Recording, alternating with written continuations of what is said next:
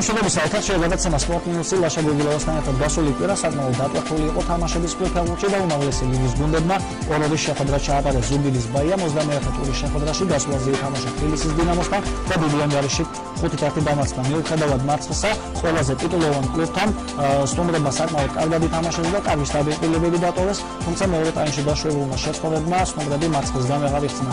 ამ შეხვედრის პირდაპირი ტრანსლაცია მაყურებელმა უკვე იხილა, თუმცა თვალი გადავაულოთ ამ მატჩის ფრაგმენტებს. სეზონის განახლების შემდეგ დინამომ მესამე შეხვედრა მოიგო და ამჯერად ზუგდიდის ბაია დაამარცხა დიდი ანგარიში 5-1. პირველი ტაიმი კი სტუმრთა გუნდს შეუძლია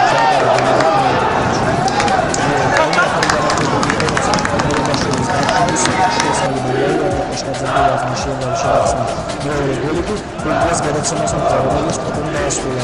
69 წუთის სტუმრებმა ანგარიში შეარჩიეს, როცა მარჯვენა ფლანგიდან შეტევაში ჩახულია ფაქიძე ორცოს გაცდა და კარგი გადაცემა ინდელაძეს გაუკეთა ამასთან გოლის ვატანას დაახერხა. გატანილი გოლი და თვითში კლუბ დინამო დაწინაურდა თავი ამჯერადაც გოლგოლამ გამოიჩინა მისი წარსევისთვის დანიშნული პენალტი კი მერაბაშვილმა მონაკლებს შეასრულა. გოლოვან გატანილი გოლშიც გოლგოლამ და მისი გადაცემა პაპალამ ვერ დააგუგინა, თუმცა ძალიან გოლის ვატანა შეძლო. მატჩი წეთილი გოლგოლამ მოსვენა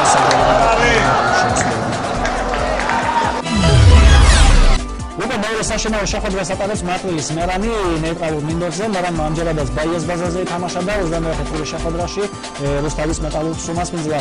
შეხვედრა კი სტუმართა გამარჯვებით 2-1 დასრულდა და მეტალურგმა ამ გამარჯვებით ცხელში ერთი საფეხურით მაღლა აიწია. 23 ეროვნული ჩემპიონატის საშემოდგომო სეზონზე სიმპათიად დასახელებული მარტვილის მერანი მიმდინარე წელს მესამე შეხვედრაში მარცხდება. მასპინძლის რანგში მერანმა ბაიას ბაზაზე 21 ტურში რუსთავის მეტალურგს უმასპინძლა.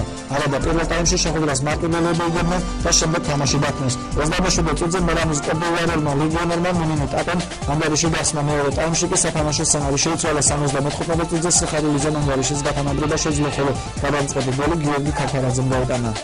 ასაწყისი ჩვენი კარლახი ვიდეოდა და სამწუხაროდ ის მომენტები რომელიც შეიძლება გამოვიტანოთ და სამართლის სიტუაციიდან მივიღეთ გოლი რომელიც იმოქმედა რა თქმა უნდა ჩვენ რომ გამოვთვალეს აქ მაგრამ მომენტები არ შემიძლია ჩვენ ის იდეა სქემით გავაგზავნოთ და უნდა საკუთარ წელს თავიდან საწყისი წუთებიდან რა დაიწყო და კომბინაციური თამაშიც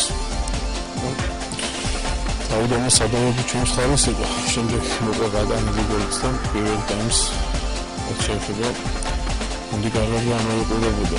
პირველ ტაიმში ცოტა შედარებით სუსტად გამოვედით, უცებ გადავეწყოთ თამაშს, მაგრამ ორი ისეთი მომენტი რომელიც დაცვას გამოვიყარა და საგოლი აღმოჩნდა შემთხვევით. და ვფიქრობ ალბათ ხელოვნურის დამოსtildeებას დაგვეკვდა რუსთავთან განსხვავებით და ამას თავის დაღი დაასვა ამ შეხვედრას.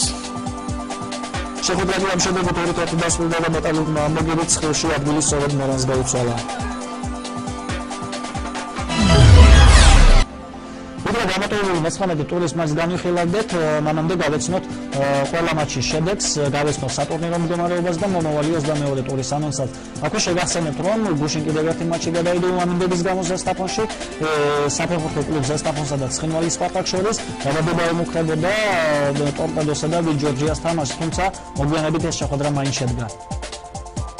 დინამო ბაიაკი როგორც აღმოჩნდა დიდი ანგარიშით 5-1 დასრულდა. სიონისა და კოლხეთის მატჩი კი ფრედ აფიქსირდა 0-0. მერანმა კი მესამე მატჩი წააგო მიმდინარე სეზონს და მასპინძლის რანგში შეხვედრა მეტალურგთან დათმო 1-2. დილადაბრა 1-0. ფრედ დასრულდა ტორპედო ვიჯორჯიას შეხვედრა 2-2.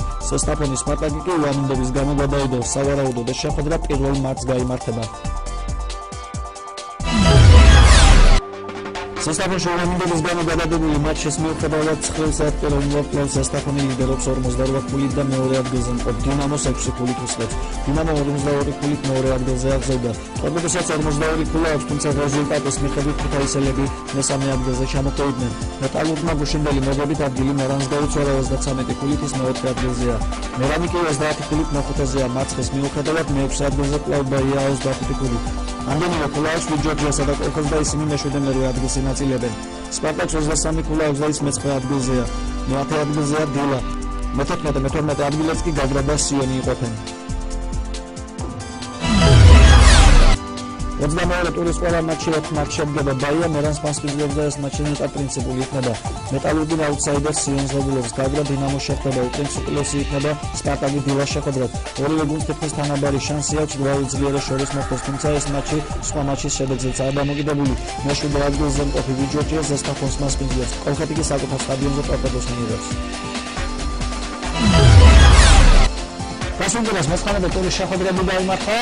ამ ტურშიც ზუგდიდის ბაიას საკმაოდ მძიმე შეხვედრა მოუწია.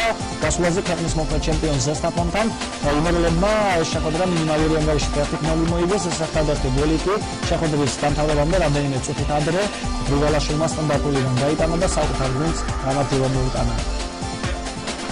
ზესტაფონი ბაიას შეხვედრაში აქტიურობით მასპინძლები გამოირჩეოდნენ პირველი წუთებიდან, თუმცა ბაიას ახალგაზრდა ფეხბურთელებმა ცოტა ხანში საკუთარის გამოდაუპირისპირეს მეტოქეს პირველ ტაიმში. მასპინძელთაგან მუჯები და რაჟამაშვილი დაემუქრნენ მეტოქეს, რომლებმაც ბურთი სტუმართა კარით ძელს გაართვეს. ცოტა ხანში საგოლე მომენტს თვითონ ზესტაფონი გადაურჩა, თუმცა კუკავას დარტყმული კვასხვაძე მოიგერია. მეორე ტაიმში ისევ მასპინძლები გააქტიურდნენ. მეტოქეს სახელმწიფოდ გოგიაშვილმა და შარიფაძემ შეუტიეს. გოლისგან ძელმა ზესტაფონი მეორე დიხსნა, როცა გიორგიონიას ბურთი აეჭრა და საკუთარ კარში გაგზავნა გამოუვადნელი ბურთი ხასთან დაეცა და შემდეგ სიტუაცია მცველებმა გამოხდეს. ამ ეპიზოდში ბაიას ფეხბურთელები თავარ არბიტრს მიუთითებდნენ, რომ ბურთმა ხაზი გადაკვეთა, თუმცა მსახს გადაწყვეტილება არ შეუცვლია. ბურთი თამაშის დამთავრებამდე 10 წუთით ადრე გავიდა, რომელიც სტანდარტულს მოყვა. ჯარიმატი ჩინებულად გრიგალაშვილმა შეასრულა და საკუთარ გუნდს 3-0 მოუტანა. გატანილი გოლიდან ზუსტად 1 წუთში ზესტაფონი აშკარა გოლს გადაურჩა. სიხარულიას მოწოდებული ბურთი პაჭკერიან კარში თავით გაგზავნა და ბურთი ძელს მოხვდა. დამატებაზე კი გაბედავამ ძლიერად დაარტყა, თუმცა კვასხვაძე გადაიღო და საკუთარი გუნდი გოლის გაიხსნა. მატჩი კი მასპინძელთა გამარჯვებით 1-0 დასრულდა. შეკრების პირველი ეტაპი დაასრულა საქართველოს 17 წლამდე ნაკრებმა ნოდარაკობიას გუნდმა. შეკრების პირველი ეტაპი მთლიანად ფიზიკურ დატვირთვებს დაუთმო. რაც შეეხება შეკრების მეორე ეტაპს, საქართველოს 17 წლამდე ნაკრები უახლოეს ხანში კვლავ შეიკრიბება და ისე ბაიას ბაზაზე. სავარაუდოდ აპრილში კი პირველი სერიოზული გამოცდა ელის ამ ნაკრებს და საქართველოს 17 წლამდე ნაკრები 4-თა ტურნირში ჩაებნება, სადაც ჩვენ გუნდთან ერთად სომხეთის, აზერბაიჯანისა და თურქეთის ნაკრები გუნდები იასპარეზებენ. საქართველოს 17 წლამდე ნაკრებმა შეკრების პირველი ეტაპი დაასრულა ბაიას ბაზაზე 10 დღის მანძილზე. ნოდარაკობიას შეგირდები ფიზიკურ დატვირთვებზე იყვნენ გადასულნი. აკობიას განკარგულებაში ამ ეტაპზე 23 ფეხბურთელი იყო. 17 წლამდე ნაკრების ხელმძღვანელს შეკრებაზე ბაიას 8 ფეხბურთელი ყავდა. შეკრების პერიოდში ნაკრების ახალგაზრდა ფეხბურთელებმა მხოლოდ ერთი ამხანაგური შეხვედრა ჩაატარეს და ბაიას ჭაბუკთა ლიგის გუნდს შეხვდნენ. 1991-93 წლებში დაბადებულმა მოზარდებმა ნაკრები გუნდის 3-0 დაამარცხეს. შეკრების პირველ ეტაპზე აკობიამ ეს ერთადერთი შეხვედრა უთმარა. ბიჭებმა მაქსიმალურად გავიარეთ, ყველაფერი გავაკეთეთ, რასაც გვეუბნებოდნენ და რაც შეგვეძლო, მას ყველაფერს ვაკეთეთ და ჩემი აზრით ნორმალურად დასრულდა ეს ნაკრების შეხვედრა. პირველ ეტაპზე მე შემიძლია და სავსებით დამაჯერებლად ჩავატარე, ძალიან კარგი იყო მომზადების სასწრაფო ძალიან ეს უფრო იყო გაცნობითი, რა თქმა უნდა, თაობას სხვა წვალი თავდა და ჩაუგალეს პონი კავეცანი შეგვიძლია.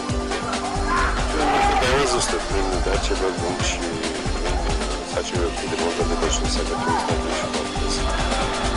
ჩვენ დავეცადეთ რამოდენიმე კანდიდატებს, რომელსაც სხვა რეგიონიდან მოვიწვიეთ შეხვედრით. დასასრულებლად ჩვენ მივჯერეთ თბილისში.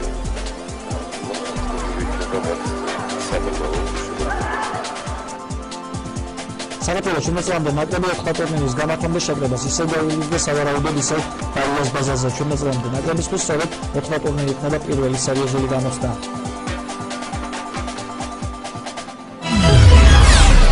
დაგიდევთ ფეხბურთის მოყვარულებისთვის საქართველოს 19 წლამდე ნაკრების მთავარი მწვრთნელის პოსტიდან გიორგი დევდარიანი საკუთარი სურვილით გადადგა.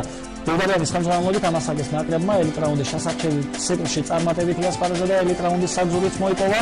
რამდენიმე ხნის წინ კი გიორგი დევდარიანი თბილისის დინამოს მთავარ მწვრთნელად დაინიშნა. საქართველოს ფეხბურთის ფედერაციის წესდების მიხედვით ნაკრების ხელმძღვანელს კლუბის მთავარი მწვრთნელის პოსტზე მუშაობა ეკრძალება კანონით, თუმცა დევდარიანი ელიტ რაუნდამდე მაინც რჩებოდა დღემდე საქართველოს 19 წლამდე ნაკრებში.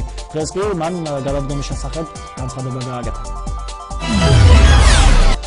დასრულდა ამხანაგური საერთაშორისო ტურნირი კრივში, რომელიც სამეგრელოს კრივის ფედერაციის ეგიდითა და ზუგდიდის მუნიციპალიტეტის გამგეობის დაფინანსებით ჩატარდა. ტურნირმა 2 დღეს გასტანა და ამ შეჯიბრებას ენგურქაღალ კომბინატის სპორტ კომპლექსმა უმასპინძლა დასრულებით ეტაპი კი გუშინ შედგა. 2 დღის განმავლობაში ენგურქაღალ კომბინატის სპორტ კომპლექსმა კრივის საერთაშორისო ამხანაგურ ტურნირს უმასპინძლა. ტურნირში მონაწილეობდა ქართველ მოკრივეებთან ერთად 14 სპორტსმენებმაც მიიღეს. თურქეთის წარმომადგენლობა სპონსორის სტატუსით იყო მოწვეული და მათ როცამდე მოკრიბე იახლეს. მიუხედავად იმისა, რომ ეს შეჯიბრება მეგობრულ ხასიათს ატარებდა, სანახაობრივად მაინც საინტერესო განებდა. ამ ტურნირში კარგად იასპარეზეს ზუგდიდელმა სპორტსმენებმა. ყველაზე შედეგიანი რეზულტატი კი შოთი ყუხაბუძანიას ჰქონდა. ატარებდნენ მეგობრულ შეხვედრებს, ძალიან საინტერესო და მაყურებელთვის სანახაობრივად კარგი ბრძოლები იყო და კარგად ჩატარდა ბრძოლები. კრივის საერთაშორისო ამხანაგური ტურნირი სამეგრელოს ზემოსვანეთის კრივის ფედერაციის ეგიდით და ზუგდიდის მუნიციპალიტეტის გამგეობის დაფინანსების შედეგად გამარჯვებულ სპორტსმენებს კი გაზიგას თასი და დიპლომები გადაეცა.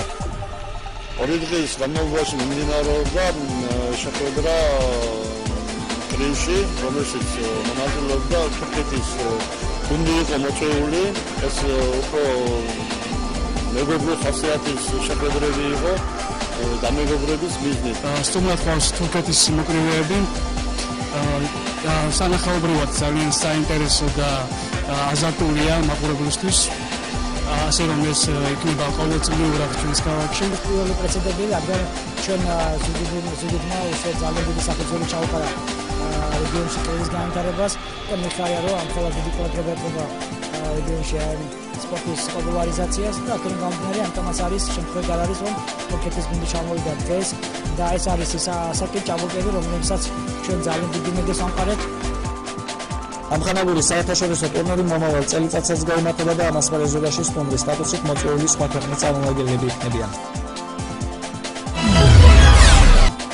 სამეგრელოს ჩემპიონატი ჭადრაკში 5 დღე გაძლიერდა, რომელსაც ზუგდიდის საჭადრაკო სკოლამ უმასპინძლა. ზუგდიდის საჭადრაკო სკოლის ასპარეზობლებმა ამ ჩემპიონატზე 8 საპრიზო ადგილი დაიკავეს. ცლა ჩვენ სიუჟეტში. 23 თებერვლიდან 26 თებერვლით ჩაფლით ზუგდიდის საჭადრაკო სკოლაში გაიმართა სამეგრელოს ჩემპიონატი ჭადრაკში. 7, 10 და 14 წლამდე გოგონათა და ჭაბულთა შორის 5 დღიანი ასპარეზობის ბოლოს გამარჯვებულების გამოვლიდნენ. ზუგდიდის საჭადრაკო სკოლის მოსწავლეებმა ამ ჩემპიონატში 8 საპრიზო ადგილი მოიპოვეს. 7 წლამდე გოგონათა შორის მეორე ადგილი თეკლებ ბეჭვაიამ დაიკავა. 10 წლამდე გოგონათა შორის კი პირველობა მაია ბეჭვაიამ მოიპოვა. 10 წლამდე ჭაბულთა შორის კი ადგილები ასე გადანაწილდა. პირველი ადგილი საბა შებანია, მეორე გიორგი კუხალიშვილი და მესამეზე გიორგი მესხება ვიდნენ. 14 წლამდე ჭაბულთა შორის მესამეზე გიორგი ბეჭვაია აღმოჩნდა, ხოლო ამავე ასაკში გოგონათა შორის მეორე მესამე ადგილები მარიამ საჯაიამ და სიბონია ბეჭვაიამ დაიკავეს. ჩატარდა სამეგრელოს ჩემპიონატი და მე მივიღე მონაწილეობა 10 წლამდე გოგონათა შორის. 7 ტურიდან ავიღე 6 ნახევარი ქულა და გავედი პირველ ადგილზე და ამით ჩემ მასწავლებლებს ვუხდი მადლობას. მე ვღებულად მონაწილეობას სამეგრელოს ჩემპიონატში 14 წლამდე ვაჟთა შორის 7 შესაძლებლობიდან გავიკავე 5 ნახევარი ქულა და გავედი პირველ ადგილზე. ძალიან მიხარია რომ გოგონათა შორის პირველი ადგილი დავიკავე. 10 წლის ჭაბუკთა შორის დავიკავე პირველი ადგილი და ძალიან მიხარია. იმედი მაქვს მომავალშიც პირველ ადგილს დავიკავე. ჭადრაკში რეგიონის პირველობაზე ასპარეზობა უახლოეს ხანში ხობში გადაინაცვლებს, სადაც ზუგდიდის საჭადრაკო სკოლის მოსწავლეების მიიღებენ მონაწილეობას. ფიქრობს ძალიან წინგადადგმული ნაბიჯია რეგიონში აშკარად უკვე ესეთი რაიონები ჩაედნენ, რომლებიც მანამდე მონაწილეობასაც კი ვერ ღებულობდნენ და ახლა უკვე საპრიზო ადგილებსაც კი იღებენ, ესენი არის მარტვილი, სენაკი, აბაშა. შემდეგი ეტაპი ამ რეგიონის ჭადრაკის ფედერაციას დაგეგმილია უკვე მარტის თვეში რეგიონის აბსოლუტური ჩემპიონატი, რომელიც ქალაქ ხობში გაიმართება. ჩემპიონატი საინტერესო წარმატება, განსაკუთრებით საინტერესო იყო ფინალური შეხვედრები. 26 თებერვალს შეჯიბრების დახურვის დღეს სატურნირო ტურნირებში გამოვიდნენ რეგიონის ჩემპიონები, მეორე მესამე ადგილის პრიზიორები, ასევე საქართველოს საკონკურსო ჩემპიონატების საზღვრის ფედერალური ჭადრაკები, სამეგრელოს ზემოსვანეთის ჭადრაკის ფედერაციის მიერ დაწესებული თასები და ტიტულები გადაეცა პრიზიორ ჭადრაკებს. ჩემპიონატის ბოლოს ტრადიციულად გამარჯვებულთა დაჯილდოება შედგა, რომელსაც თასები და სიგელები გადაეცა. საქართველოს მორაგბეთა ნაკრებმა პირველი გამარჯვება მოიპოვა 1000-ის მატჩში და საკუთარ მინდორზე შეიძლება ასე ითქვას პორტუგალიის ნაკრები გაანადგურა ანგარიშით 32-ით 7 ქართველი ბორჯღალოსნები მომავალ შეხვედრას უკვე 10 მარტს დამართავენ გასვლაზე და რუმინეთის ნაკრებს დაუპირისპირდებიან. ჩვენ დღეს ამით გემშვიდობები, შევხვდებით მომავალ შაბათს, გადაცემის ბოლოს ტრადიციულად ვიდეო კოლაჟის დროა, ნახვამდის.